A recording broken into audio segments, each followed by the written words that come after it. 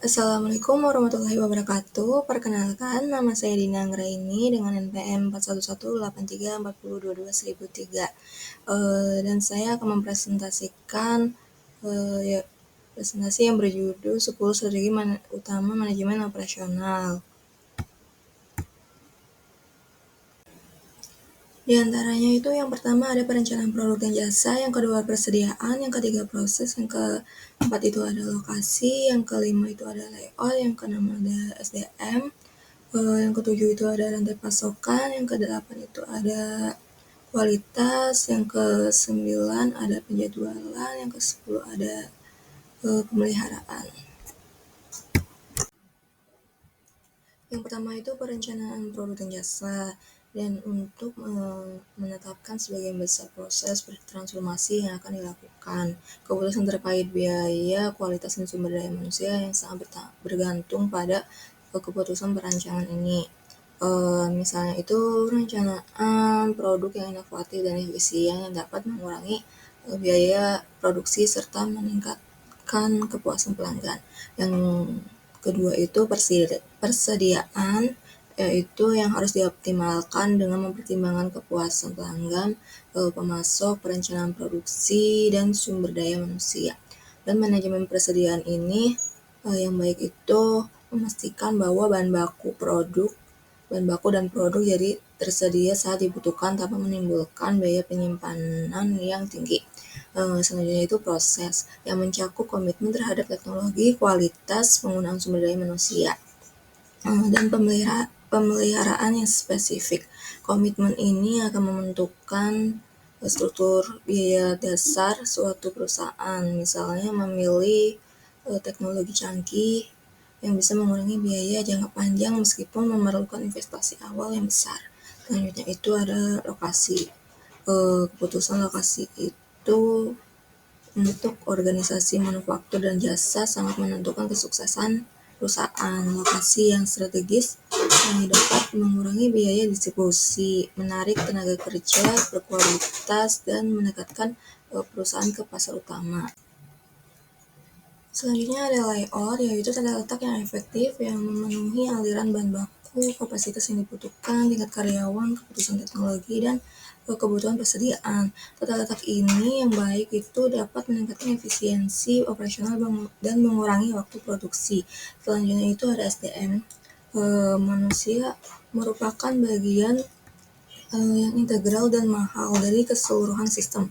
Oleh karena itu, kualitas lingkungan kerja yang harus diperhatikan. Bakat dan keahlian yang dibutuhkan harus didefinisikan dengan jelas, dan sistem kompensasi yang adil harus diterapkan.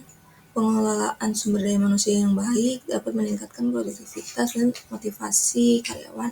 Selanjutnya itu ada rantai pasokan, yaitu keputusan ini menjelaskan apa yang harus dibuat dan apa yang harus dibeli.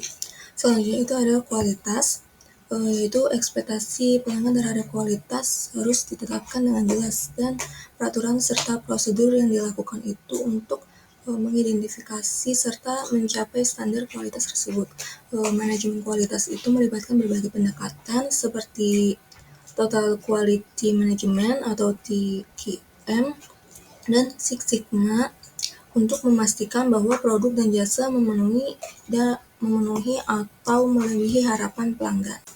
Selanjutnya ada penjadwalan, yaitu penjadwalan yang efisien dan realistis itu sangat penting untuk memastikan bahwa produksi berjalan dengan lancar dan tepat waktu. Dan jadwal produksi yang baik itu harus mempertimbangkan kapasitas produksi, waktu pengiriman, dan kebutuhan pasar. Selanjutnya pemeliharaan. Keputusan mengenai tingkat kehandalan dan stabilitas operasional itu harus dibuat dengan mempertimbangkan biaya dan dampak terhadap operasi. Pemeliharaan yang baik itu dapat mencegah kerusakan mesin dan peraturan, yang pada akhirnya mengurangi downtime dan biaya perbaikan. Yang saya pilih dua diantaranya, yaitu penjelasan tentang persediaan dan lokasi. Di dalam persediaan itu ada hal yang harus dilakukan sebelum melakukan aktivitas manajemen persediaan. Yang pertama itu analisis kebutuhan persediaan. Yang bersih itu menentukan jenis dan jumlah bahan baku barang dalam proses dan barang jadi yang dibutuhkan, disesuaikan dengan rencana produksi, permintaan pasar dan kapasitas produksi. Contohnya itu, sebelum membeli bahan baku tepung untuk membuat roti, perusahaan harus menganalisis berapa roti yang akan diproduksi dalam seminggu berdasarkan data penjualan sebelumnya. Yang kedua itu ada peramalan permintaan yang berisi memprediksi permintaan pelanggan ke depannya itu menggunakan data historis, penjualan, tren pasar, dan kondisi musiman. Selanjutnya, membantu mencegah overstock dan stock out. Contohnya itu perusahaan air minum yang memprediksi peningkatan permintaan saat musim panas dan menyiapkan bahan baku lebih banyak. Selanjutnya itu ada klasifikasi barang atau analisis ABC yang berisi mengklarifikasi barang berdasarkan nilai penggunaan dan frekuensi penggunaan. A itu nilai tinggi, kuantitas kecil, perlu kontrol ketat. Yang B itu nilai sedang, kontrol moderat. Yang C itu nilai rendah, kuantitas besar, dan kontrol longgar. Selanjutnya membantu fokus pada barang yang paling memengaruhi biaya persediaan. Contohnya itu di toko elektronik barang A atau laptop itu diawasi ketat, barang B itu diawasi sedang, dan barang C itu berupa baterai itu dengan kontrol standar.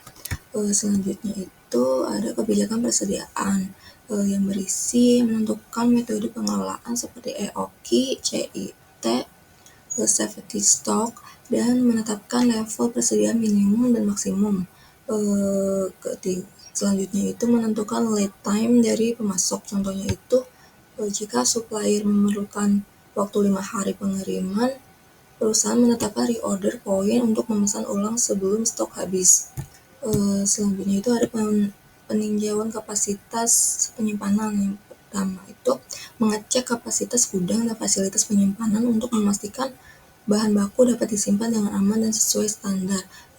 Selanjutnya mempertimbangkan kebutuhan ruang dan metode penataan barang. Contohnya itu sebelum memesan bahan baku dalam jumlah besar, perusahaan harus memastikan ruang gudang cukup dan sesuai suhu penyimpanan. Selanjutnya itu ada teknik-teknik yang digunakannya. Yang pertama itu material recruitment planning atau MPR, yaitu sistem yang dirancang khusus untuk situasi permintaan bergelombang secara tipikal karena permintaan tersebut dependen. Yang kedua itu just in time, yaitu penyediaan barang ketika ada pesanan atau material yang harus ada tepat pada saat diperlukan agar tidak terjadi penumpukan. Ketiga itu safety stock, yaitu persediaan cadangan untuk mengantisipasi kenaikan harga dan kelangkaan bahan baku. Yang keempat itu economic order quantity, yaitu EOQ.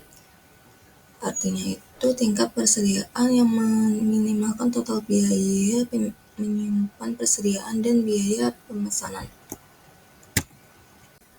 Selanjutnya itu lokasi, dan di lokasi itu ada hal yang harus dipertimbangkan dalam pemilihan lokasi. Yang pertama itu harus dekat dengan pasar atau pelanggan untuk meminimalkan biaya produksi. Yang kedua itu dekat dengan sumber bahan baku untuk mengurangi biaya transportasi bahan. Yang ketiga itu ketersediaan tenaga kerja dengan biaya yang sesuai. Yang keempat itu ketersediaan infrastruktur seperti jalan, listrik, air. Yang selanjutnya itu kebijakan pemerintah dan perizinan. Selanjutnya biaya sewa atau harga tanah ya. Dan untuk manfaatnya itu yang pertama mengurangi biaya transportasi bahan baku dan distribusi produk. Yang kedua itu mempercepat waktu pengiriman produk ke pelanggan. Yang selanjutnya itu memaksimalkan penggunaan sumber daya dan infrastruktur sekitar lokasi. Dan untuk contohnya itu pada perusahaan e-commerce seperti Tokopedia dan Shopee. Pertama itu mereka itu menempatkan gudang distribusinya itu di kota-kota besar seperti Jakarta, Surabaya, dan Medan untuk mempercepat pengiriman ke pelanggan di wilayah tersebut. dan memilih lokasi yang dekat dengan bandara atau pelabuhan untuk memudahkan ekspor dan impor. Sekian dari saya, kurang lebihnya mohon maaf. Wassalamualaikum warahmatullahi wabarakatuh.